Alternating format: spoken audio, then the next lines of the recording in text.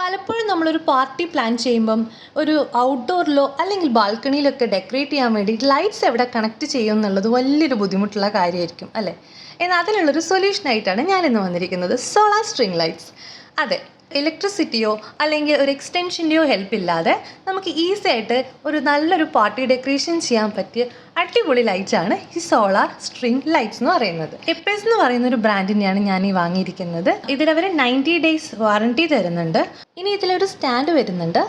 നമുക്ക് solar panel ഔട്ട്ഡോറിൽ എവിടെ വേണമെങ്കിലും ഫിക്സ് ചെയ്യാൻ വേണ്ടിയിട്ടുള്ള ഒരു സ്റ്റാൻഡാണിത്. ഈ ഒരു സ്റ്റാൻഡിൽ നമ്മൾ പാനൽ ഫിക്സ് ചെയ്തിട്ട് നമുക്ക് എവിടെ വേണമെങ്കിലും ഡെക്കറേറ്റ് ചെയ്യാം. ഇതാണ് സോളാർ പാനൽ വരുന്നത്.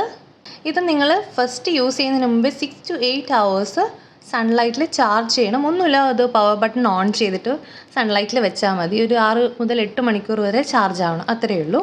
അതുപോലെ തന്നെ അവിടെ ഒരു മോഡ് ബട്ടണും കൂടെ കൊടുത്തിട്ടുണ്ട്. അതായത് ലൈറ്റ് ഏത് മോഡിൽ വേണമെങ്കിലും നമുക്ക് ചേഞ്ച് ചെയ്യാം. ഇനി ഇതിൻ്റെ ക്വാളിറ്റി പറയുകയാണെങ്കിൽ അടിപൊളിയാണ്, നല്ല ക്വാളിറ്റിയുള്ള പ്രൊഡക്റ്റാണ്, ചുമ്മാ പറയുകയല്ല. ഇതിൻ്റെ bulb crystal warm yellow light അങ്ങനെയാണ് ഇതിൻ്റെ ലൈറ്റിംഗ് വരുന്നത്.